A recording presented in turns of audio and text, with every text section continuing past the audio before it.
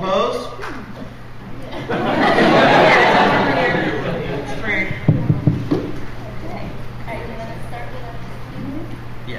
We'll intro in just a second, but I wanted to make a few disclaimers. A few of us here are therapists. We work in psychology, but nothing that we say here today should be taken as clinical advice. Please do not do that. We're here to try to entertain you, hopefully. And also, what we wanted to get across is that TV can be healing. We're not saying that it is. We're not saying that once more with feeling will cure your depression. You know, right? It can be, and we're here to celebrate all those moments where TV shows make us feel really, really good, or we learn something from them, or they just help us get through a really tough time. All right? Good? Okay. It's supposed to be my free hour. So I kind of wanted to start out by seeing which fandoms we have represented here, so please cheer really loud if you're a Whovian. How many people here are Sherlock? Any brown coats? Same people, that's great. I think we're in the right panel. I was 2 out of 3. Oh, good. So, again, right panel. Any fans of just kind of Whedonverse in general? Buffy?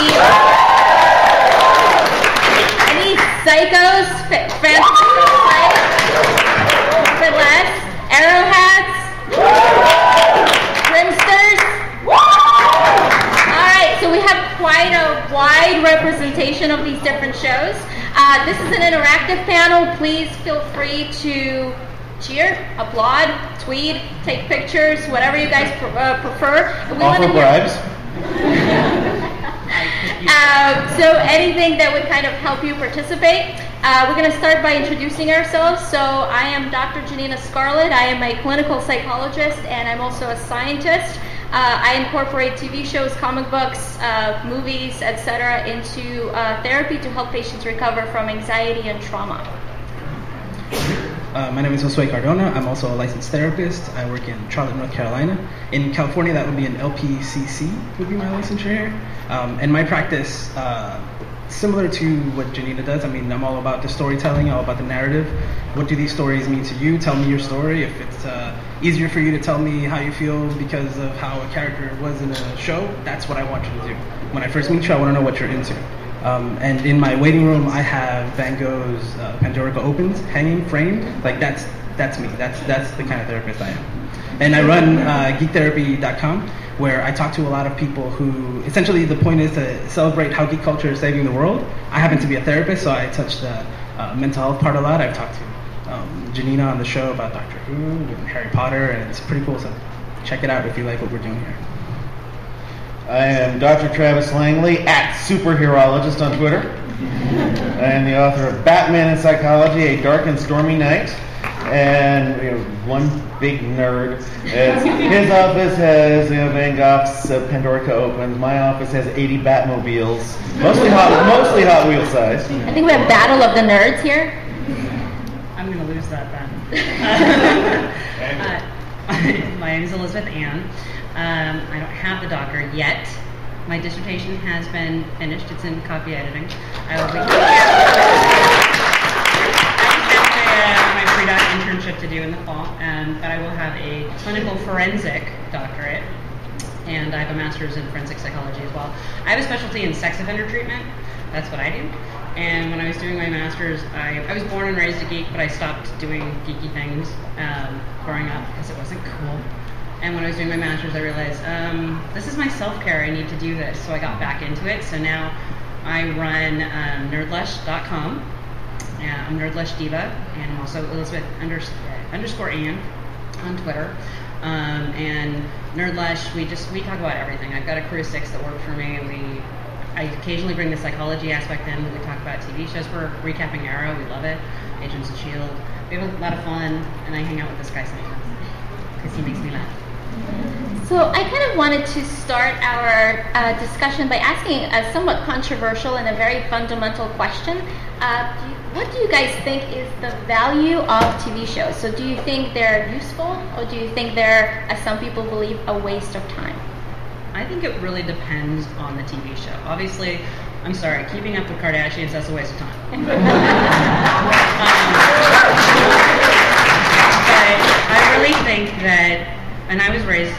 TV, not like 17 hours a day or anything, but we watched MASH when I was a kid. I'm dating myself now, and I remember watching Dynasty and Dallas and whatnot, and those were interesting things to be a part of. But growing up and now looking at it, I think that TV is a way of observing yourself from another perspective, because you may not be able to see something in yourself that you may connect to in a character. And I've read some very interesting blog posts recently that kind of bring out that same kind of thing, but especially with genre and cult TV as opposed to like Law and Order, which I love me some Law and Order. But with like Buffy, I read this great blog post about somebody connecting to the Slayer as somebody with mental illness, and I thought that was really interesting because like I'm not diagnosable with anything. I've tried, I've tested, nothing has stuck. So it's hard for me to understand exactly what my clients are going through and how they're feeling and whatnot. But having this, reading this blog post where this woman with, I believe, bipolar was seeing the Slayer as a metaphor for mental illness. She can't really talk about it. When she does talk about it, people don't really understand. She's got, these demons that she's dealing with, things like that. Eye-opening. So I think it's a great way of observing yourself through and connecting to characters and stories and things that maybe wouldn't normally happen. In stories and people, things you discover about other places in the world, history, even if it's in the context of a blue box landing in the history, there's some very real information in there.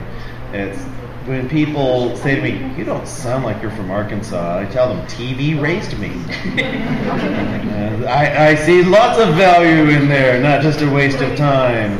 It can stimulate the imagination, whether it's in terms of just the short joke, the full episode, or the story arc that will go on forever, and maybe they've got a plan or not. And even the bad TV, you get to learn some things in terms of what not to do.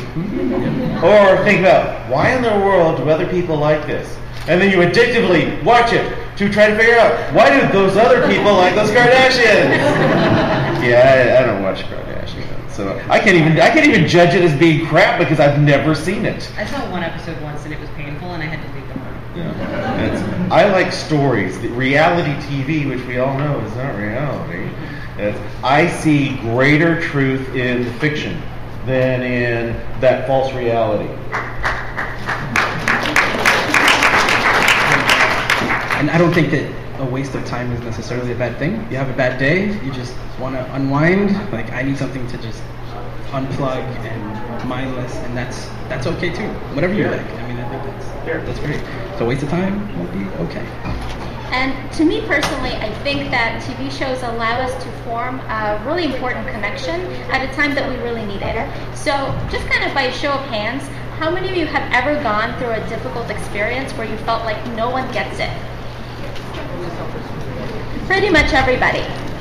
And how many of you have ever had the experience that maybe you're watching your favorite TV show, you're reading your favorite comic book, and you suddenly discover there's a character that's going through something similar, and you're like, that's exactly how I feel. Have you had that experience? Do you remember what that felt like? It can feel really validating, and you can feel like someone gets it.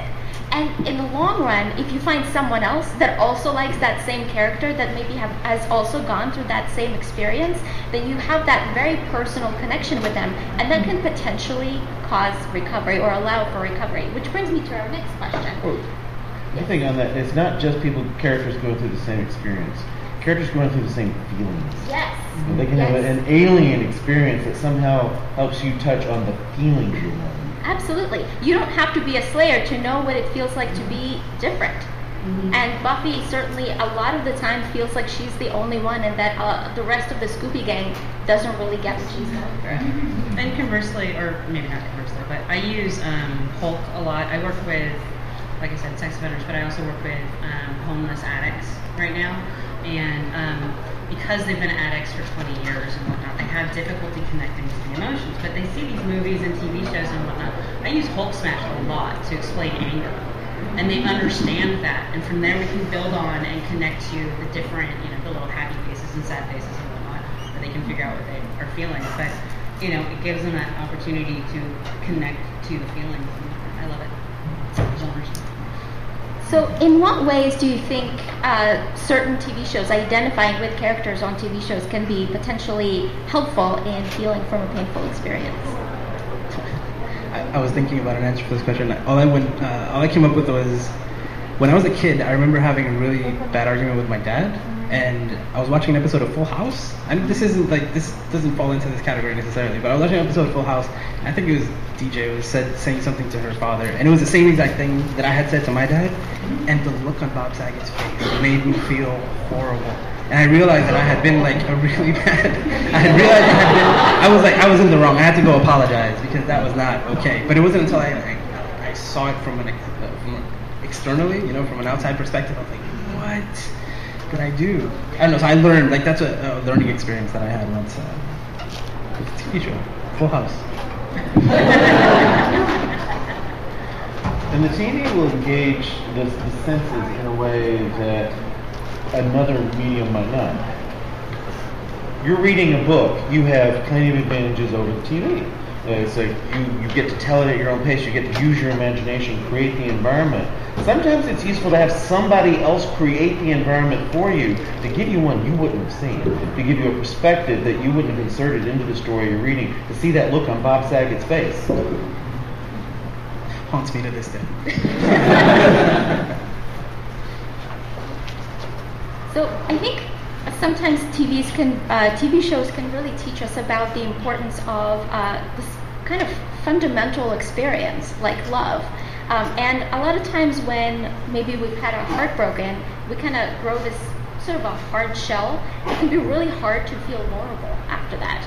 So I'm sure a lot of us have been through an experience where after we've had our heart broken, we say, you know what, never again. I'm never going to trust anyone again. I'm never going to be close to anyone again. So we kind of refuse to be vulnerable. And with TV shows, the cool thing is that over time we learn to trust characters. We kind of slowly open up to them. We become vulnerable with them. And the truth is, we never know when they might die, as might be in the case of the Doctor from Doctor Who. He'll get better. Regenerate. We don't know if the character is going to betray us, as we recently saw in Agents of S.H.I.E.L.D. Who hasn't seen the last 2 weeks? Spoiler. She hasn't said who or what or how. We also don't know if... Sorry, I had to do that before they got mad at you. Thank you. Yes. So if you have not seen the latest Agents of S.H.I.E.L.D., watch it. It was amazing. That's all I'm going to say. So not going any deeper than that. Now, in the case of Firefly, that was a show that meant so much to so many of us, and that show got canceled. And yet, over and over and over again, we put our heart on the line, and we continue to be vulnerable, and we continue to trust, and we continue to hope that maybe one day it will be brought back. Don't just start off with season 21. So what we're seeing here is a really beautiful representation of fandoms. There's a reason why you guys are here. There's a reason why you guys are interested, because you love these shows, because you believe in them, and because you're connected with them. So I kind of wanted to ask my colleagues about what you think might be the value of fandoms.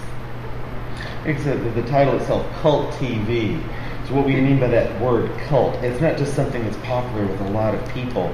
There is a following, there is a body of followers. Like what that word cult means, it's same word as culture. It's not just a whole lot of people like this thing. It's like not this show just gets incredible ratings. There is, and these days, thanks to the internet, there's a stronger sense of community with these things as well. You could love that show and not be part of the community, and not be part of the cult. And some of the shows we were talking about, what are we going to talk about? Which shows? And it's like, which ones are the ones that bring in that excitement and pull people together? Like Buffy, there are common experiences that weren't being addressed in other TV shows, and certainly not that way. This young kick-ass heroine, was not just about kicking ass. And some of these other shows, it's like, why is Doctor Who, pulling so many different people? It's not all the different stories, the different characters, and it's uniting us. This people is like, Doctor Who's getting too popular. It's kind of bothering me. It's spreading outside the cult. Yeah, you can hear that back. It's like, Metallica was better before everybody else found out about them. Maybe any kind of fandom where that could happen, where when it grows beyond the cult, there's a sense of, are we losing that sense of community we had?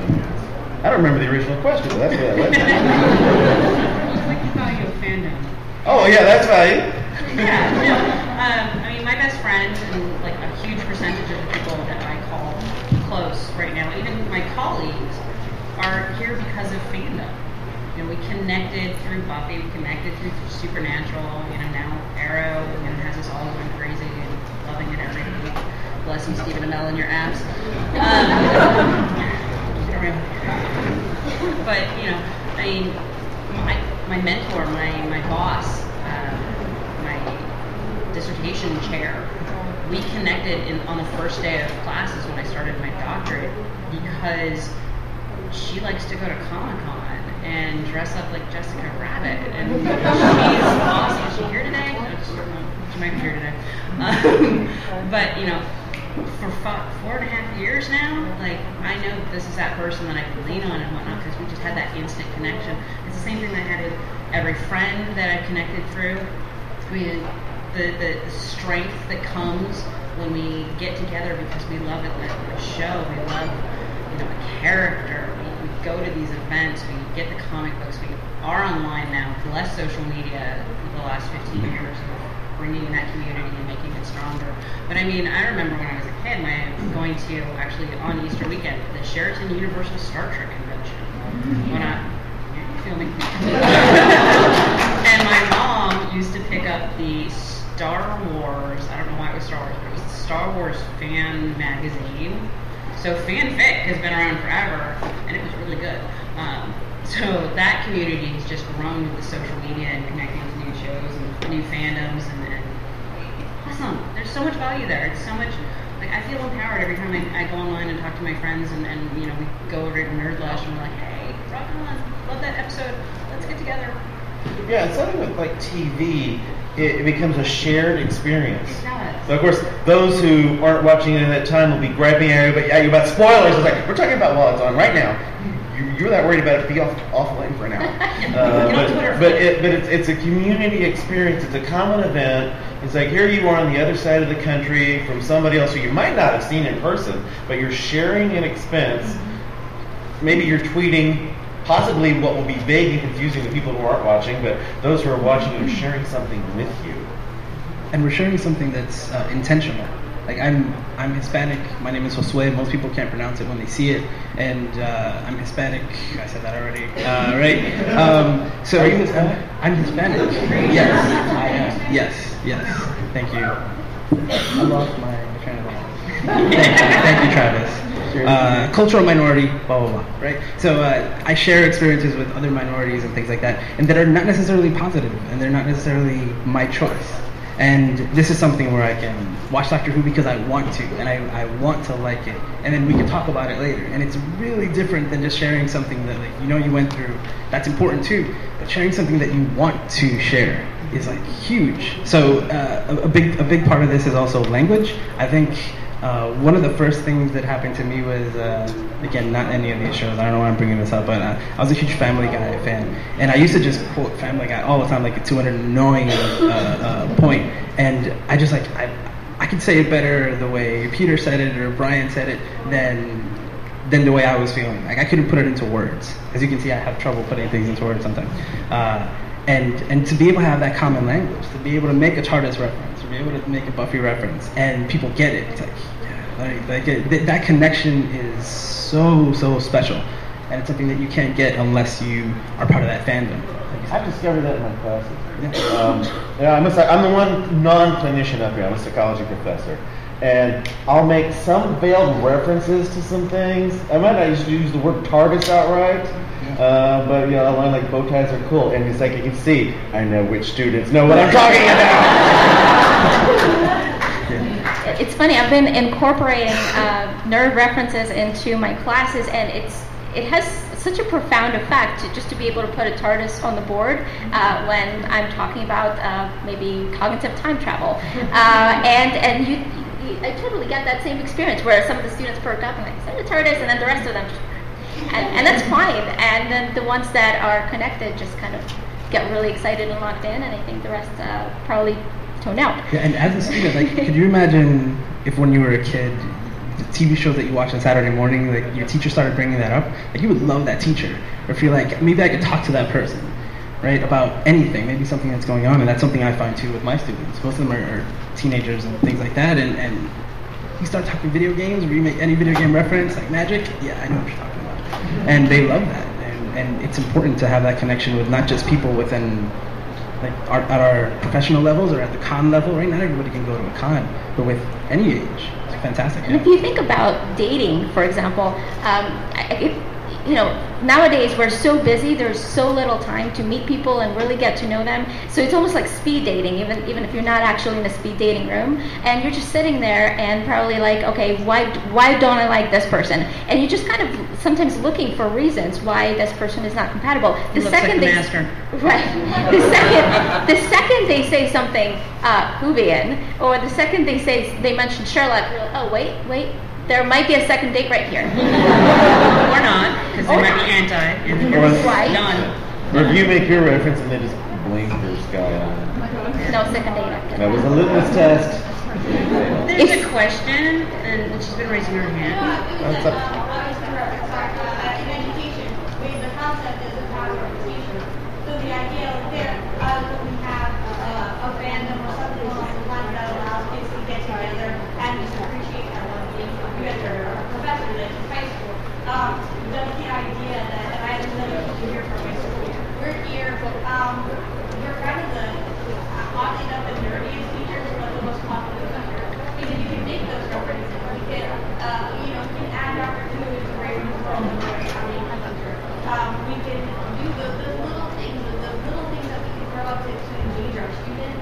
Are those things that we can do engaging, or when we look for our friends, but the power of the teacher is involved in high school. You have the jobs who have all of their shirts on. You have the FBLA kids, the business leaders who have their shirts on, and then you have the kid who comes in with his t-shirt or Metallica t-shirt or something, and then there's something that somebody's like, hey, great shirt. Clearly we can do this in a way we can't with a lot of the other nerdy things we love. You quote the latest issue of Batman in your comic, you're teaching general psych, you quote Batman. TV, you can be sure a few more will get. There's more of a shared experience with even the outsiders will get a little bit more of what you're talking about. Mm-hmm. Yeah, it becomes kind of like a common language. Yeah. I was kind of wondering, in your own experience, what are some of the things that you guys think TV shows teach us? Personal or professional? Perseverance. You can have days like, just wait. I'm going to totally describe it. Told you, nobody can pronounce it. Just wait. I'll sweat. Okay. See, I'm going to try. I fail. But, my name's easy. Okay, it's Elizabeth. It's easy. You can have that bad day, and you just want to give up. And I can't even tell you how many clients in the last month have come in and said that I'm going to leave. I'm going to leave the facility. I don't want to be here anymore. And it's their choice. They can. But it's my job to get them to reconnect and want to stay there, because it's for their physical and mental health that they stay. And I watch Arrow. I watch Agents of S.H.I.E.L.D. These are the ones that in the last year, these are the only ones I've been watching regularly because dissertation's hard. And you see Coulson dealing with everything that he's been dealing with. No spoilers. But he's been persevering, knowing that something has happened. Okay, Tahiti. Something happened in Tahiti, because otherwise he wouldn't keep saying it's a magical place. It's a magical place. And he keeps catching on to that and then starts pushing to find out. And he could just be like, okay, it's a magical place. It's Tahiti. Why not? And it reminds me to keep pushing myself to why is Tahiti a magical place? Or why do you want to leave? What can I do to get you to stay? To keep looking for the answer, and to keep pushing, persevering through the bad day, and looking, because tomorrow's going to be a good day. Maybe not so much for Agents of S.H.I.E.L.D. Looks kind of dicey, but I'm looking forward to it. But keep pushing forward because, in the end, Cap's going to show up or Hulk or somebody and they're going to help you out because that's what they do. They're agents. I have a lot of different qualities and things television can trust. Anything in human experience can be brought into television episodes. I think in terms of general value, especially the kind of programs we're talking about, is firing up the imagination. And some people use that as a criticism against television. It's like, you're not using your imagination because it's handing it all to you. It's like, oh really? How often do you keep thinking about this stuff later on? Imagining how else the story might have gone or where it's going. And even those that are strictly single episode stories. It's like, what else can go on with these characters? How conversations might go differently, or how relationships might go differently. Who's in Olicity? Anyone Olicity? Oliver, Felicity? See, they're not giving it to me on the show, but I want it. And you're imagining the subsequent seasons of Firefly. Yes. The reason I haven't watched Firefly is because of the times when we've gotten burned by these shows. I wait till they've been out for a while. It's been out for a while. I know, but I saw Serenity. It's time. But yeah, and then I'll be as frustrated as the rest of you about that. I'm texting your kid right now. They seem great. It continues in comic books, you can actually. But with television, there's a different frustration because of that. The kind of shows we're talking about. Some episodes, like some sitcom, you don't have to worry about waiting to catch up. It's like, oh, are Ross and Rachel going to become a couple or not? And there is an ongoing thread of story with them. But Breaking Bad, and there's definitely some cult following of Breaking Bad. I watched 4 years in a week.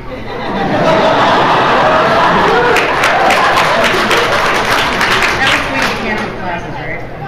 No, it was a holiday. And then I watched the last 4 weeks, 1 week at a time. So then I'm invested in the common experience everybody's going through to see it through to the end. And some show's finale is coming up. It's like, oh my gosh, I'm going to watch that when everybody else watches it. Also because I'm online enough, somebody's going to tell me what happens if I don't see it.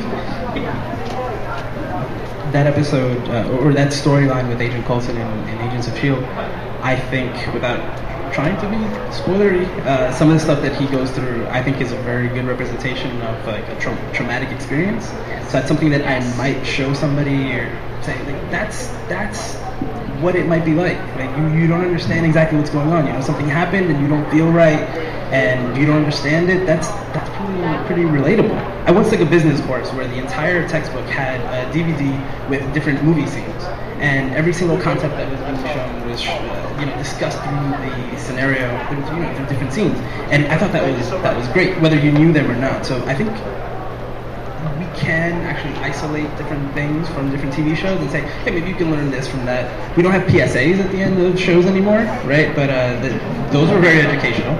And a lot of stuff is very personal, I think.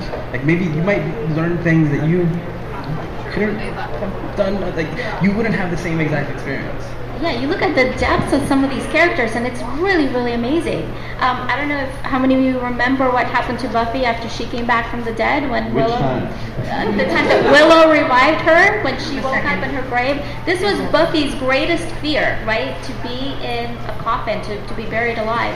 And when she came back, she thought she was not quite right. And there were some signs that were kind of indicating that too. And she engaged in a whole number of self-destructive behaviors. And I really love that Joss Whedon added that because it really shows the humanness of that experience.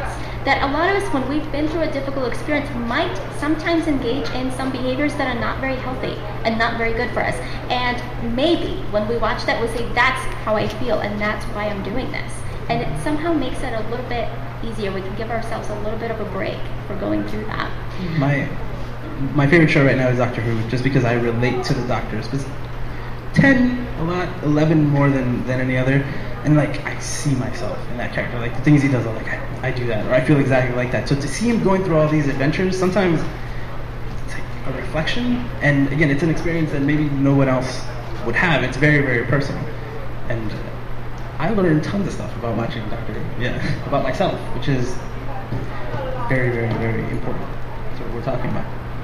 I think that TV shows also teach us about acceptance and understanding. I don't know how many of you have seen the web series called The Husbands. It's a brilliant It's a brilliant, brilliant web series. If you have not seen it, check it out. Jane Espenson is the writer for that. She is one of the writers for that. She also wrote things that you guys love. Firefly, Buffy, Angel, all of those other shows. So you know it's good. So essentially, Husbands, it's about these two boys who go to Vegas and get drunk and get married.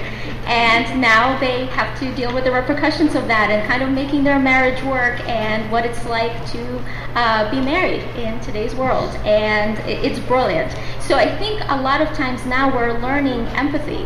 We're learning compassion. We're learning what it's like to be in another person's shoes when we might not otherwise have had those experiences. And by watching what other people go through, we might be able to relate. I think another good show for that acceptance and that understanding is the old school Quantum Leap. Because he did walk through the shoes of the other person. Like there's the one episode where he's pregnant and he feels it. It's awesome. I just rewatched that like a year ago because I love stuff Bakula. And I watched the entire series and I had to buy all the DVDs because I'm like, I need to watch these every day. They're so fantastic. And just, I remember watching it when I was a kid. And I rewatching it, I'm like, the amount of history that they show in there and that wasn't taught to me in class, in school, and then the amount of the emotional connection that he develops every time he leaps into a new person, and not only to the person that he leaps into, but into the people around them, the family, the friends, the people that have the connections, that are hurting them, that are not hurting them, whatever. That it was really powerful for something out of the 80s. I mean, it was amazing. How many of you were fans of Quantum Leap? How many of you are still trying to figure out the finale? Or you think you figured it out? My other hand. I don't know how many of you, when you first watched Sherlock, maybe thought he's kind of arrogant. Like maybe he doesn't really care about people. I don't know how I feel about this guy. And as we keep watching that show, we kind of learn the depth of his character, right? We learn about how the people that he loves are the most important people to him, and we love him for it. We love him for being kind of cocky and kind of arrogant, but also really caring about his friends and sacrificing everything, including potentially his freedom. And I think that a lot of times TV shows also teach us how first perceptions can be wrong. It takes a long time to develop that relationship, to really walk into another person's shoes, to really understand that. And I think by staying with our characters, we're forming this long-term relationship with them. And essentially, it's like entering commitment. Yes. I mean, again, back to you guys were just saying, it allows us to see the people around us in a different way. As a teacher, I look at him when I see my kids of Asperger's. It really allows me to relate to the students in my class as well. Because, you know, when you see them younger, they're kind of all over the place and they're really, distant or whatever they're doing in their classes. But then to see something like that and to be able to really appreciate what their potential is, it gives us a little more of a connection with that kid that might have happened. Thank you. It makes you more willing to want to help and help elevate that child. I worked with kids last year, and I had a 7th grader, I had a lot of 7th graders, who were coming in with 0.8 and 1.0 GPAs, which, as we know, is really, really bad. And I could see the potential in them. It hurt me to see that they had these low GPAs because they were brilliant kids. But that was their reaction to their own traumas and things that had gone on in their life. And they just needed somebody to sit there and just be like, you're a good kid. Thank you. And the one particular kid that I think about, she ended the year, she had a 0.8 in October, and at the end of the year she'd had a 3.8 since January. And she held it, and I was so incredibly proud. I still, she makes me want to cry with pride, because she did it, because somebody sat down and said, you can do this, because they could see that potential that I don't know that I would have seen, because, kids are crazy, and they drive me nuts in that large mass, but when you can pull them apart, you can look at Sherlock and see that, he's really a good guy, he cares about everybody, you can just really break down and see that character, or see that, there's another really good one, Roy on Arrow, he's kind of a punk kid. You kind of want to punch him a lot. He's like, shut up, dude. But when you step back and you look at his relationship with Thea before he got, all abused, he loves her. And you want to sit there and just be like, no, go be with Thea, be happy. Stop being a punk kid that I want to punch. Get that chance to step back and look at things. I think the other thing that TV shows can do is they can inspire us to make a difference. I was working with a patient last year who had severe history of trauma. He witnessed a horrific event when he was a child, and because of that became agoraphobic and had a hard time leaving his house.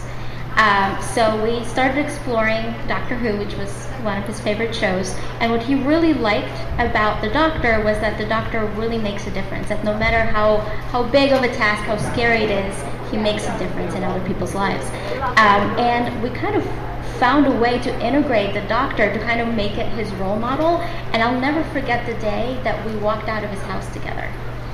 And he felt like he was being the Doctor. And this person now is driving, he's flying, he's traveling with his wife, and he's now making a difference for other people. He's printing flyers about what he has been through. He's kind of promoting therapy and talking about trauma and agoraphobia and just kind of giving them out to people to kind of spread awareness. And that's his way of being the Doctor. And we sort of talk about the Doctor, or if you guys, has everyone seen the 50th? Who's a Whovian? Can I talk about something? So in the 50th and also in majority of other episodes, we see the Doctor kind of hiding his name, right? We know that his name, there's a reason, there's some sort of a reason why his name is a secret. And in the 50th, if you remember, Clara has to remind him who he is. She says, be who you've always been. You've always been the Doctor. Do what you always do. And I think that kind of a reminder allows him to become who he really is. His name no longer matters. He is the Doctor. I'm going to go get line for another one. Just going on the educational side and the kids and stuff, I think that the Doctor is like a perfect example of a kid with ADHD. Right? Power of Three, that episode where he runs around and I love that, and that's me. That's one of the reasons why I relate to him. I can't stay still, and it's a great thing that you can use to be like, let me show you somebody who acts like you, goes through the same things that you do, but he's a hero, and he can still do all these great things, and he still has all these friends, and we don't have enough examples of that, but the Doctor's the best. It's just. So I was kind of wondering if you would all be willing to share maybe one personal or one professional experience from a TV show that has affected you. I have to think. Somebody else go first. We all want to come back to that. That's a deep question. It is a deep question. Stress, man. The stress. I'm not comfortable with that. Well, I was really inspired when Gilligan got his memory back after the second coconut hit him in the head. tell us how that was. I got one. I'm ready. Okay. So when the 10th Doctor is going to regenerate, right? If you guys remember that scene, he saves. Super spoilers. I don't care. So he saves. How come the last 2 weeks? Yeah, exactly. He saves Donna's dad, and then you know that this regeneration is coming, and he kind of he puts his hand over his face and he says, it has begun, right? Like it started. I think are his exact words. And when I was seeing that, I was going through some health issues, and there were all these things that I knew I needed to do. Sometimes we say, I'm going to start that diet eventually. I'm going to start doing this better later.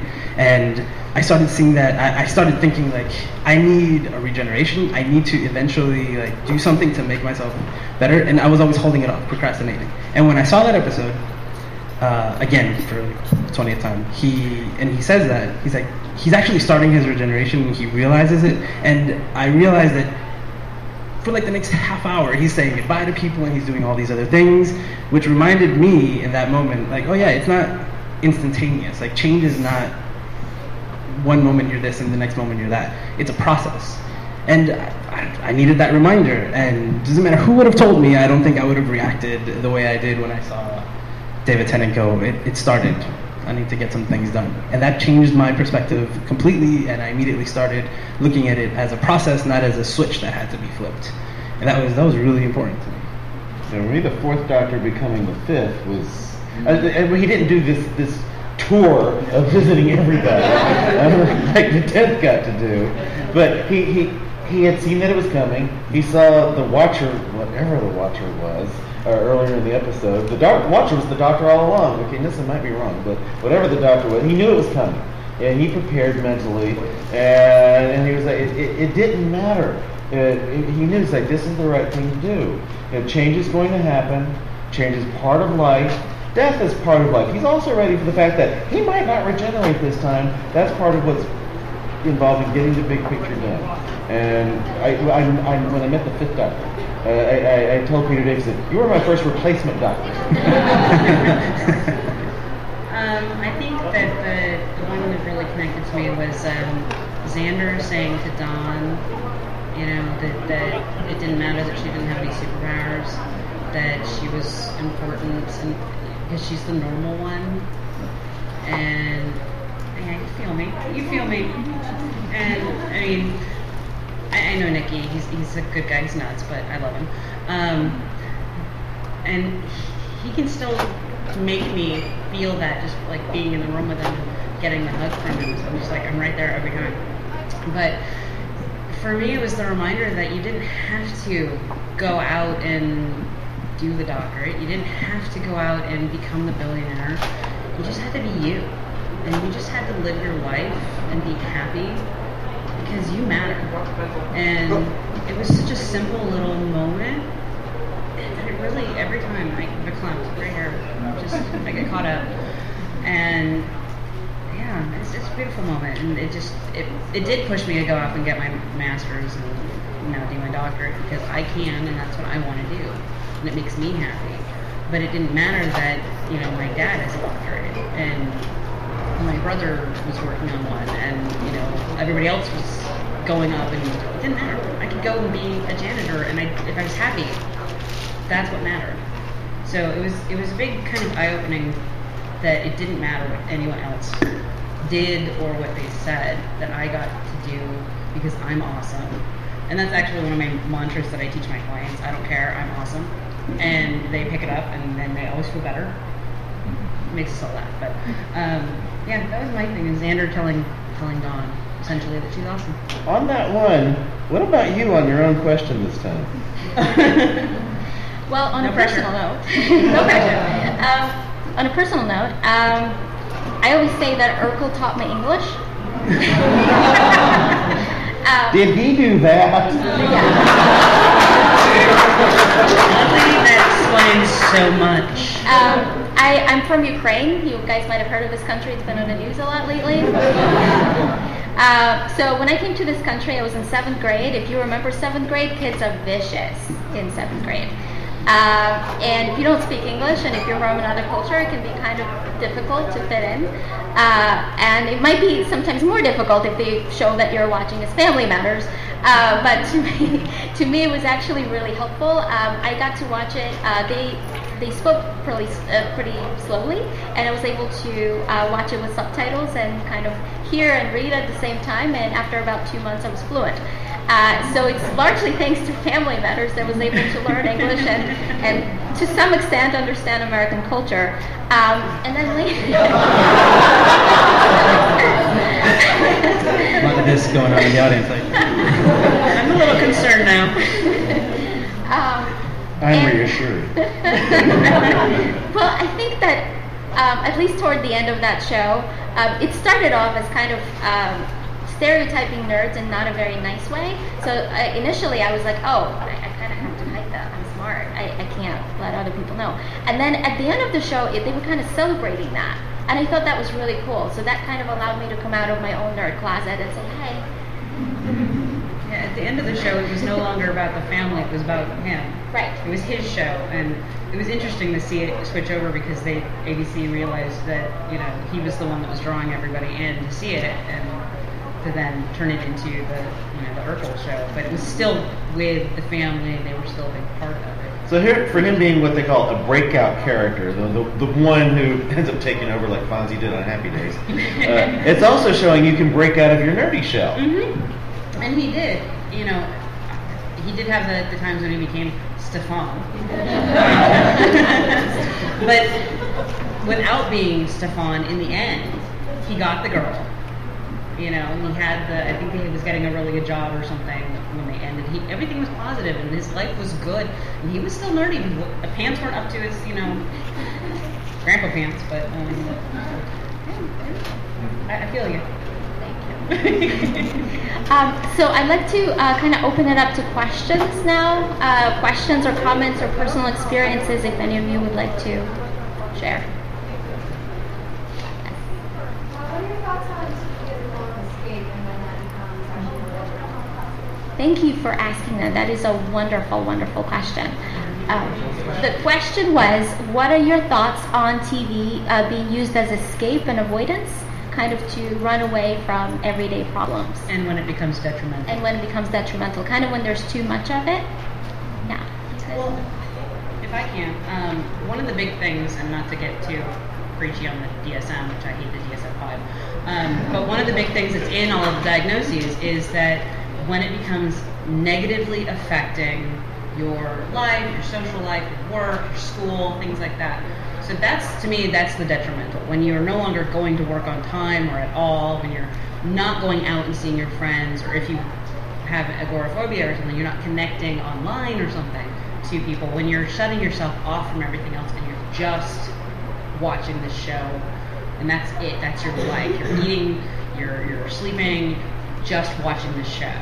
And that's when it becomes, to me, detrimental. I marathon television shows to the point where, because I don't have a lot of time, but when I do, it's like, oh no, we're watching all 10 seasons of Smallville this week. You can't do it in a week. It takes 2 months. But it can be done. And I know that when I start doing that, I'm not going to go out a lot for the next 2 months. I'll be like, you want to see me? Come over. Me and Clark are having a good time. We're hanging out. But I also know that I'm going to work. And I'm going to school, and if somebody calls, I'll take pause, chat. But if that doesn't happen, then I know, okay, I need to step back. That's when it's become detrimental. When somebody's not bathing because they're watching Game of Thrones religiously, okay, that's a problem. Yeah, so two things on that. One, as geeks, all of us, we've had somebody in our lives tell us, you do too much of that, or whatever it is, right? That doesn't mean that it's a problem. Is it a problem? Again, you ask yourself that question. Am I still achieving all of my goals? Is I still getting things done? You are? Your free time, do whatever you want. And just because your mom or your non-nerdy teacher says that you're watching too much TV, that doesn't mean that it's a problem. And as a therapist, my job is to make sure that my patients are working on things that are most important to them. So if watching TV is preventing them from hanging out with people that they love, from, as Elizabeth mentioned, going to work or doing other things that are important, then yes, it's a problem and we probably need to address that. If, however, you spend your entire Saturday kind of relaxing and Watching Roger Corman films on the Sci-Fi Channel? There you go, and just binging. And that allows you to unwind and connect with perhaps other people from that same fandom. That's absolutely not a problem, and I think that's a great hobby to have. Or even connect with yourself. Yeah. I think that can be one of the good things with the internet. The internet has many problems, but that sense of community that you can get through the internet, some of that cult in cult TV, connecting with other people through some of these things you'd be vegging on otherwise, as opposed to, you're tweeting while you're doing it.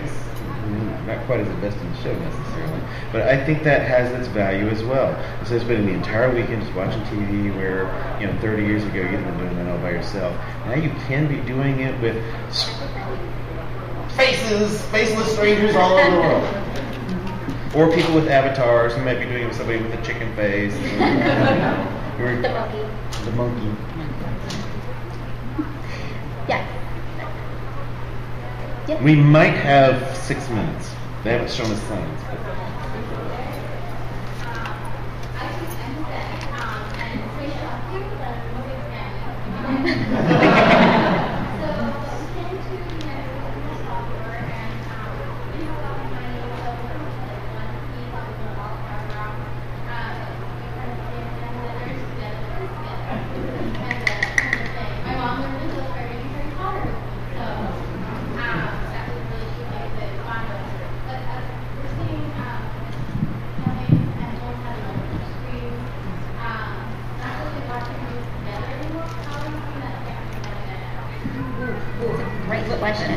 Let me see on that. The multiple screens and how that affects the family dynamic instead of when we used to have the one family TV.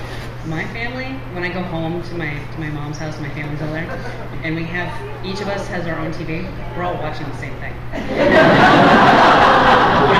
And it gets really funny because they're all on the same cable line that we kind of like pirated and split, and so the back TVs have an echo because they're slightly behind the main TV. We're still doing that. We're still watching everything together, even though we're doing it elsewhere. And we also do it. We watch Arrow and Agents of S.H.I.E.L.D. together. I live in LA, and they live in Central California, and they get mad at me because I watch it about an hour ahead because I have access. And so my thought is that we still kind of do it, even though we do have the multiple. But who has multiple and doesn't? Speak up. Yeah, that's just a great question. Thank you for bringing that up. I think that if there's some other activity also that can unite the family, that's great because it's good for everybody to kind of have their own little niche and also to have something that unites them. But I think if the entire family time is spent watching separate shows and sort of not uniting, not discussing, not connecting in any kind of way, that can potentially create some alienation. Or it can also, when you sit down for dinner, I'm going to talk about Arrow, he's going to talk about Game of Thrones, That could be your connection point. Yeah, it can give you because maybe I can't stay up to watch Game of Thrones, My parents divorced when I was very little, and my relationship with my father is practically built on Batman and Superman and watching movies. Or when Smallville came out, I was like, we have one more thing that we can share because we live really far away, and after every episode we would call each other. And to this day, it's like, Dad, I already went to the movies. I saw Captain America twice. You need to go watch it. And he's like, no, I'm going to wait till DVD. I'm like, fine. But as soon as he does that, he calls me. And that's something that we share. So if it's something that you can share, whether it's at the same time, none of us saw all these things we were talking about at the same time, but we're enjoying them together. And if the family can do that, that's like better than tons of families who have nothing in common and have nothing to talk about. Yeah, kind of along the line with that same question, I was working with a teenager at one point who her parents had a really hard time connecting with her, and in identifying a show that the whole family was willing to watch, they were actually able to talk to her because otherwise they felt like they were speaking a different language. And in being able to discuss the same characters from the show, they were able to understand each other better. I think for me, in some ways, TV helped me stay true to myself. It was growing up not surrounded by obvious nerds and with parents who didn't get what the hell I was into, but were supportive of me pursuing my weird little interests. Didn't they give you comics when you were like 6 months? My mom, we got my mom with her my mom's comics when I was little, but on the TVs, she wasn't reading them later on. I thought it was just her reading comics for myself. Later on, I realized no, she read comics when she was a teenager. But as I was growing up, I didn't see her as a comic book fan. I didn't realize till later on that those had been her old comic books she was reading to me. Because otherwise, she didn't seem to be a particularly nerdy person. Certainly more so than my dad. But I guess sometimes living in small towns or even in other areas, it's like where nobody else seemed to be into these nerdy things. I would have the TV where, okay, I can see there's nerdy stuff in the world. There are people doing nerdy things. I don't have to say, oh, let's go figure out how the dodgeball works. We had some other questions too, yes.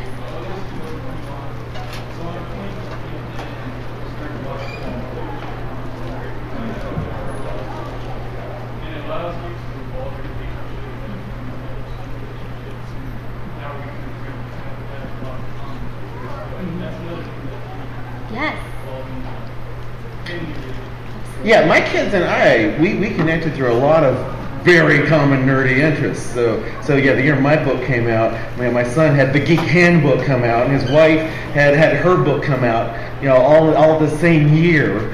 And hers isn't quite as nerdy as ours. And my wife feels a little left out of some of these discussions when my sons and I are nerding out, as she puts it, and she doesn't have the same interests. But so I'm bonding and getting closer with them instead of they're in their 20s. Who knows what they're doing these days? And it's been keeping us tighter, even with distance between us now geographically.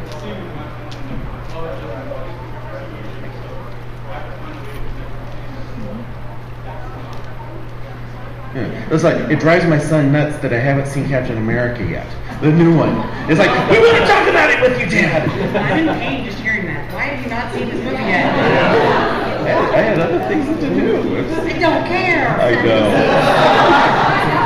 You could have seen it on Thursday when you got here and you were asking what to do in Anaheim. Holy I wanted man. to see human beings. To me, my favorite part There of are convention. human beings in the movie.